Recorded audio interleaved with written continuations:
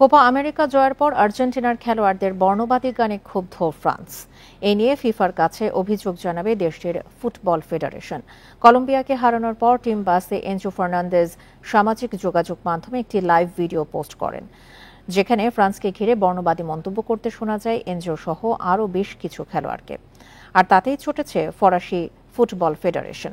এখন জন্ম সনদ দিয়ে খোলো বিকাশ স্টুডেন্ট অ্যাকাউন্ট, নিজের বিকাশ নিজে কর।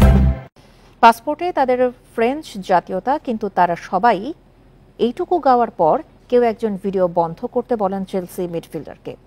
2022 সালের বিশ্বকাপের ফাইনালে ফ্রান্সকে হারিয়ে শিরোপা জেতার পর এমবাপ্পেকে নিয়ে বর্ণবাদী গান বানিয়েছিলেন আর্জেন্টাইন সমর্থকরা।